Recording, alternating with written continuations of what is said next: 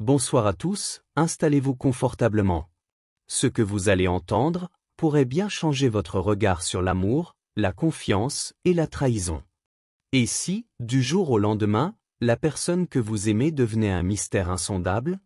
Si chaque sourire cachait un mensonge, chaque regard une trahison? C'est l'histoire d'un homme qui pensait tout contrôler, jusqu'à ce qu'un détail le plonge dans l'abîme. Abonnez-vous, laissez un like et surtout un commentaire après l'écoute, vos retours comptent énormément pour faire vivre cette chaîne et ces histoires que nous partageons. Les matins chez les Stanford, chez nous était une chorégraphie millimétrée de luxe discret et d'efficacité silencieuse. Chaque geste semblait faire partie d'un rituel bien rodé, presque sacré. Le soleil doré glissait doucement à travers les immenses baies vitrées de notre appartement au dernier étage, à Neuilly, inondant la cuisine d'une lumière chaude et trompeusement apaisante. Je sirotais mon espresso au goût impeccable, préparé avec la précision d'un horloger suisse. L'arôme intense se mêlait à celui des croissants tièdes, livrés à l'aube par la boulangerie la plus convoitée de la rue Claire. En face de moi, Clara découpait avec une grâce presque irréelle une assiette de fruits venus d'on ne sait où. Ses doigts, parfaitement manucurés, effleurait les couverts avec cette nonchalance élégante qui avait le don de fasciner, et parfois d'agacer. Vêtue d'un peignoir couleur champagne, elle incarnait l'élégance tranquille, le raffinement feutré. De l'extérieur, nous avions tout du couple parfait, réussite, beauté, complicité apparente. J'avais bâti mon empire gastronomique pierre par pierre, transformant un bistrot sans prétention en une chaîne de restaurants gastronomiques prisée des élites parisiennes. Clara, elle, brillait dans le monde des technologies de pointe, haut placée dans une entreprise qui montait en flèche. Mais il suffit parfois d'un détail, minuscule, imperceptible, pour fissurer un tableau parfait. Ce matin-là, je l'ai remarqué. Ce sourire, pas pour moi. Fugace, presque invisible. Mais mon œil, entraîné à lire entre les lignes, ne pouvait pas l'ignorer. J'ai bâti ma carrière sur l'analyse du non-dit, sur la précision, sur l'intuition. Et quelque chose, dans ce sourire, ce micro-rictus, a sonné faux. Pas assez pour accuser. Juste assez pour éveiller une inquiétude sourde. Une vibration désagréable, comme un fil tiré dans la toile. Tu sembles ailleurs, ai-je dit d'un ton léger, en prenant une autre gorgée. Clara a levé les yeux vers moi, ses iris vert brillants et calmes. Puis elle a esquissé un petit rire, presque chantant. Juste un message du boulot. Nouveau projet, grosse pression. Tu sais ce que c'est. Elle a retourné son téléphone, face contre la table. Geste anodin. Mais pas chez elle. Elle gardait toujours cet appareil à portée, écran visible, active. Cette fois, non. Il y a un mois encore, nos matins étaient pleins de bavardages doux, de plans de vacances, de débats enflammés sur la meilleure carte des vins du 7e arrondissement. Mais dernièrement, elle s'était éloignée. Absorbée. Absente. Les soirées prolongées au bureau, les parfums capiteux accrochés à sa peau, les mines fatiguées mais maquillées. Gros projet? Ai-je demandé, sur un ton badin, mais mes doigts se crispèrent autour de la tasse. Elle a soupiré, étirant son dos avec langueur. Énorme. Je vais rentrer tard plusieurs soirs. Tu vas devoir survivre sans moi, chérie. Elle s'est levée, s'est penchée pour m'embrasser le front, un geste tendre et flou. Puis elle est partie vers la salle de bain, son peignoir ondulant derrière elle. La porte a claqué, l'eau a commencé à couler. Et là, elle l'a laissé. Son téléphone. Sur le comptoir. Clara ne faisait jamais ça. Je suis resté un moment, figé. Mon regard posé sur ce rectangle noir, innocent en apparence. Je n'ai jamais été de ceux qui espionnent. La confiance, c'était la colonne vertébrale de notre histoire. Du moins, c'est ce que je croyais. Mais ce jour-là, quelque chose en moi s'est fendu. Une voix, discrète mais tenace, a commencé à murmurer. Et je l'ai écoutée. J'ai tendu la main, lentement, presque à contre-cœur, et j'ai pris le téléphone. L'écran s'est allumé, encore actif. Et là, sous mes yeux, un aperçu de message. Un seul. Hier soir était inoubliable. J'ai hâte de la suite, souriant bêtement. Mon souffle s'est suspendu. Mon cœur, pourtant, est resté implacablement calme. Comme en veille. Mon cerveau, lui, tournait déjà à plein régime. Inoubliable. La suite. Ce n'était pas ambigu. Ce n'était pas professionnel. C'était intime. C'était clair. Trop clair. J'ai reposé le téléphone exactement à sa place. Puis je me suis adossé au dossier de la chaise. Le monde venait de basculer, et elle chantonnait encore sous la douche. Je suis resté là, figé, tandis que l'eau continuait à couler dans la salle de bain, régulière, presque apaisante, comme si rien ne s'était passé. Mais tout avait changé. Ce message, aussi bref qu'un souffle, avait ouvert une brèche. Une faille. Et maintenant que j'avais entrevu ce qu'elle cachait, je ne pouvais plus détourner le regard. Je ne voulais pas croire. Mais je ne pouvais plus ignorer. Quelque chose s'était fissuré dans mon esprit, quelque chose de profond, d'irréversible. 12 minutes. C'est le temps que Clara passait habituellement sous la douche. Je le savais, comme je savais presque tout de ses habitudes, de ses gestes répétés, de ses codes. C'était le moment ou jamais. Avant que mon sang-froid ne me quitte, j'ai attrapé son téléphone à nouveau. Un balayage de l'écran, et le verrou de sécurité s'est affiché. Bien sûr. Elle n'était pas stupide. Mais moi non plus. Le premier code que j'ai tenté, c'était sa date de naissance. Échec. Trop évident. Elle savait que je le tenterais. Alors j'ai réfléchi. Ce qui comptait vraiment pour elle. Ce qu'elle croyait important. Et c'est là que j'ai su. Notre anniversaire de mariage. Elle l'utilisait souvent, pour tout. Et, à ma grande horreur, le téléphone s'est déverrouillé. Un goût amer m'a envahi. Ce jour qui représentait l'engagement, la promesse, était devenu un mot de passe pour cacher l'adultère. J'ai balayé l'écran et suis allé droit dans les messages. Une conversation ressortait déjà. Le même prénom que sur l'écran de verrouillage. Julien. Sans nom de famille. Juste Julien. J'ai hésité une seconde, le pouce en suspens au-dessus de l'écran. Puis j'ai tapé. Le fil de discussion s'est ouvert, et mon monde a commencé à se désintégrer lentement. Julien, tu es insatiable. Tu dors parfois? Clara, pas quand j'ai de meilleures choses à faire en voyant baiser. Une vague glaciale m'a traversé. Mais je ne me suis pas arrêté. J'ai continué à lire. Les messages défilaient, étalant semaine après semaine d'échanges intimes, provoquants, crus parfois. Et pire encore, des échanges moqueurs. Julien, t'es sûr que ton mari se doute de rien? Clara, s'il te plaît. Il est à 1000 lieues. Je pourrais le faire devant lui qu'il ne verrait rien.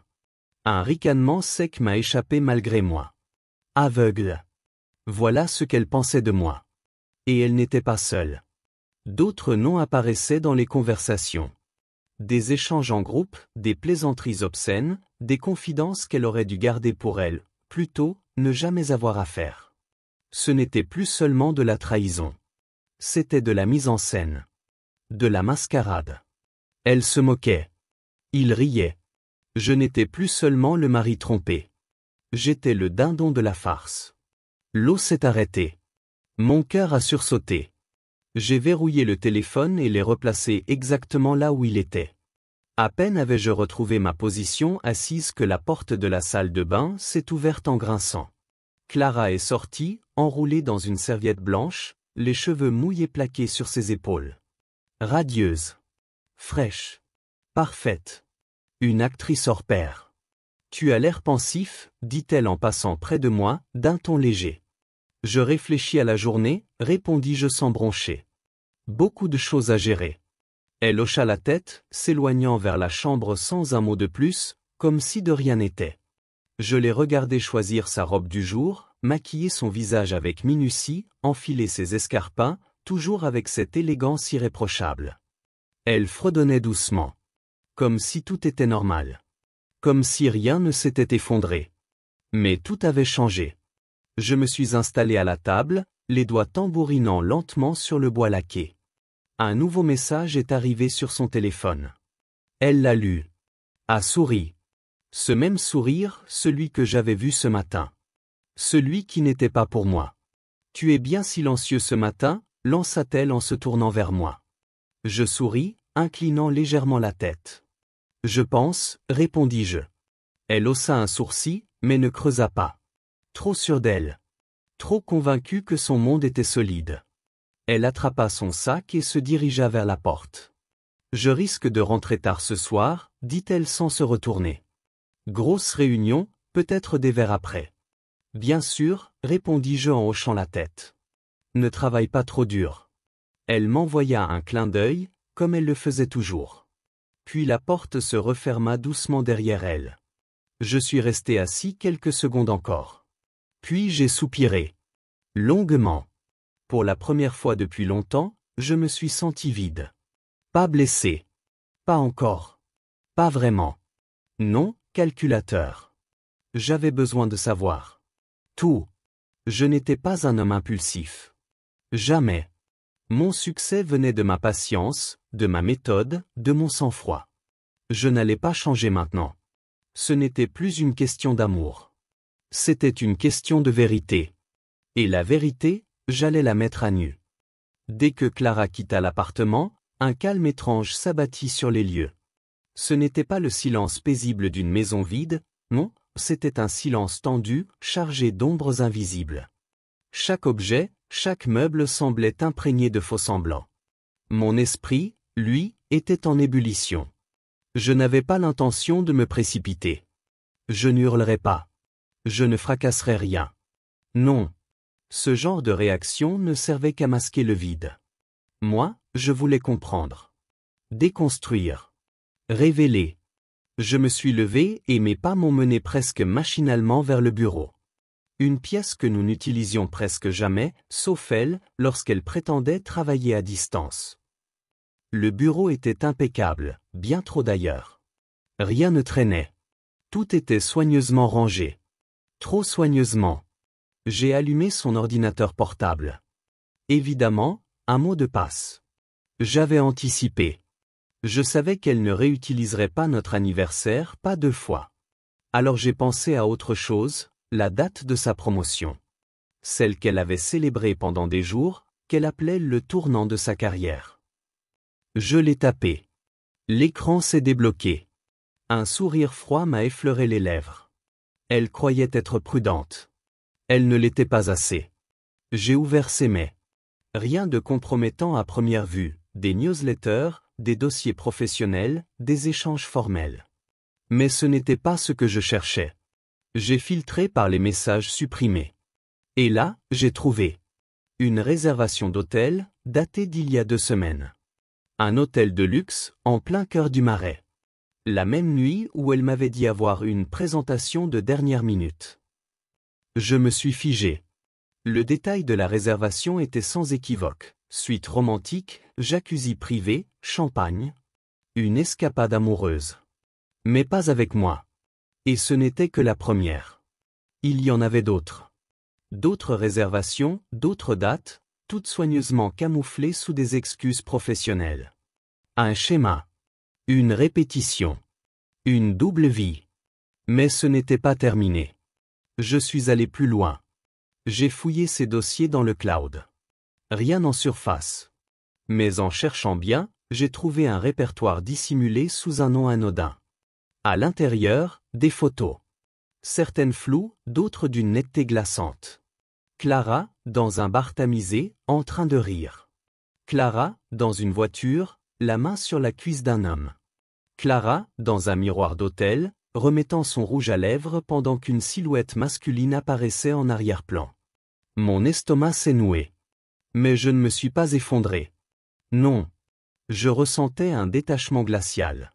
Ce n'était plus une surprise. C'était une confirmation. Une preuve irréfutable. Et avec ces preuves, je pouvais enfin agir. Pas dans la colère. Dans la précision. Le reste de la journée s'est écoulé lentement. Trop lentement. Mais cela ne me dérangeait pas. J'étais en mouvement.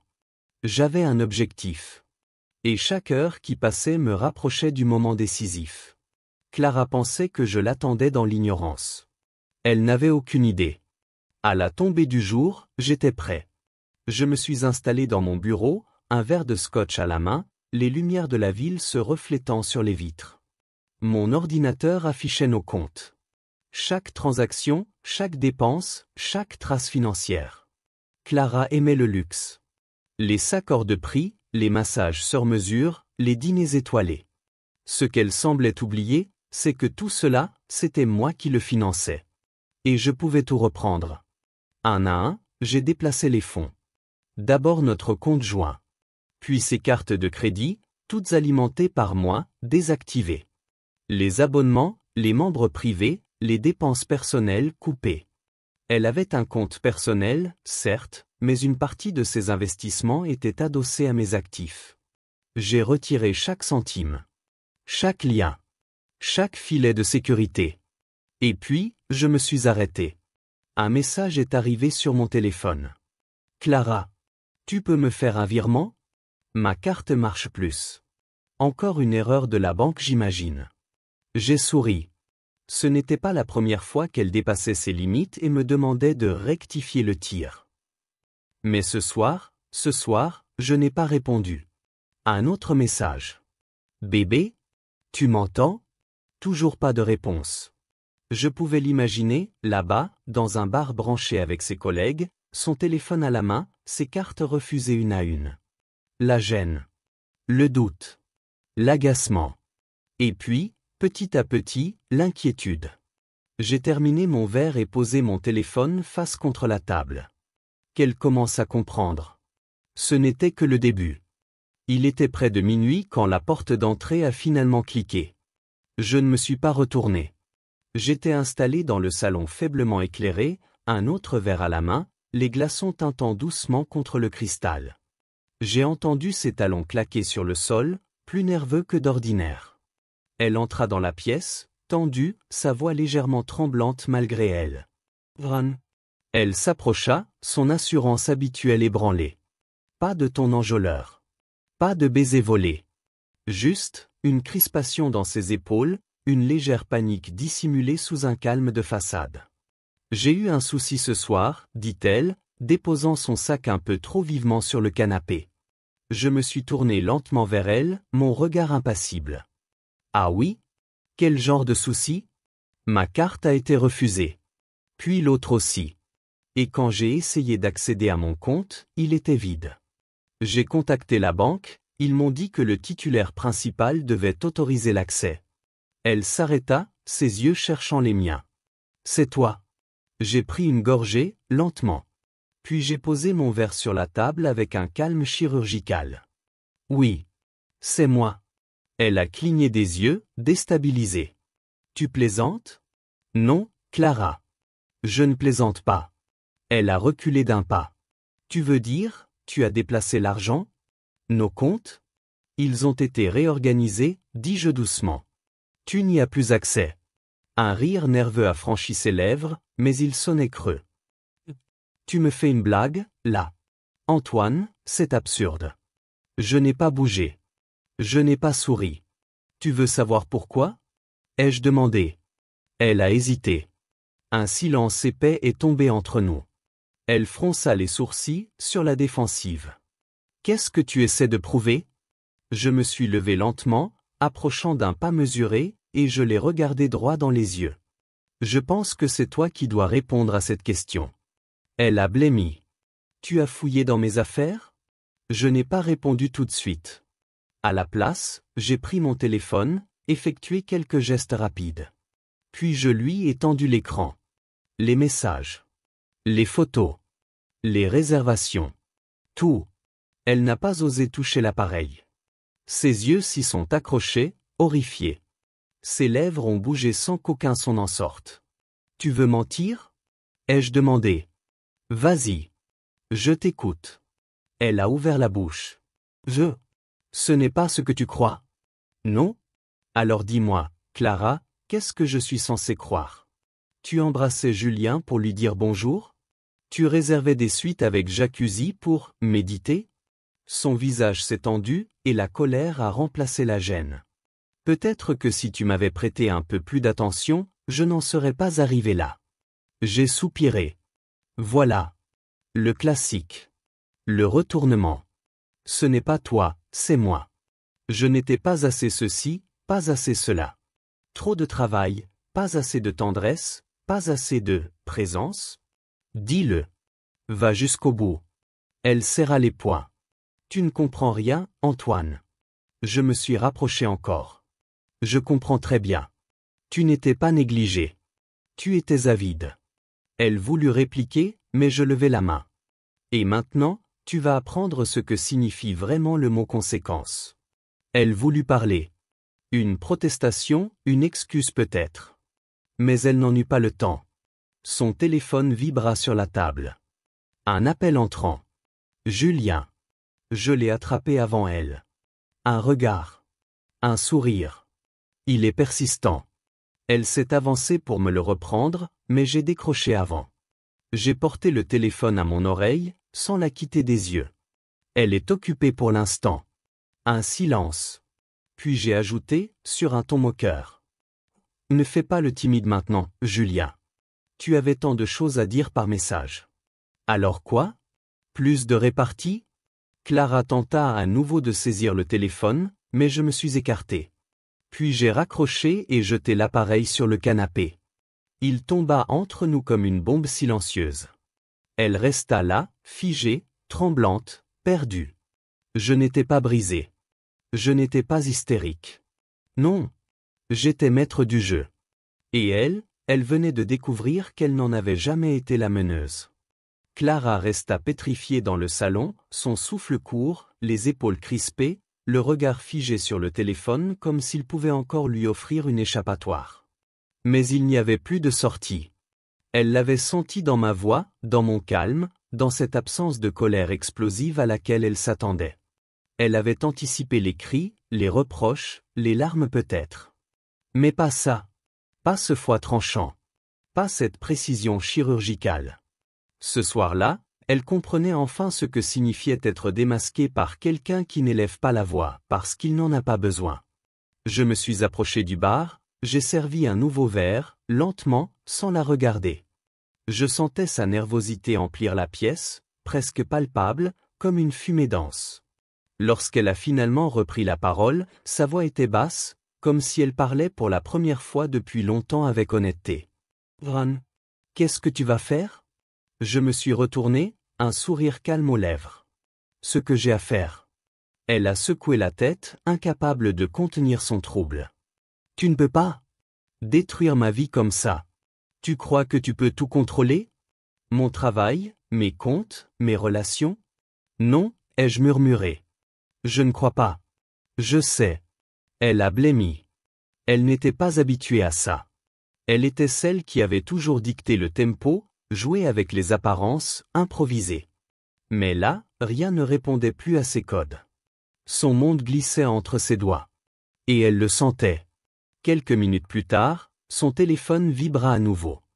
Elle se précipita dessus comme si c'était une bouée. Une notification. Email professionnel. Je l'observais en silence pendant qu'elle lisait. Et je vis, au fur et à mesure que ses yeux parcouraient les lignes, son visage se décomposer. Elle se tourna lentement vers moi. « Qu'est-ce que tu as fait ?» Je pris une gorgée avant de répondre. « Rien de plus que ce que tu mérites. » Elle recula d'un pas. « Antoine, mon travail, ma réputation.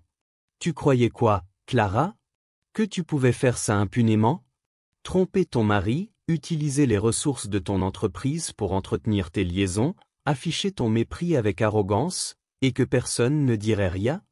Tu as été négligente. Pire, tu as été arrogante. » Elle s'est laissée tomber sur le canapé, les mains tremblantes.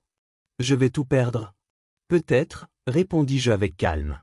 « Peut-être pas. Mais ce qui est certain, c'est que tu ne contrôleras plus rien.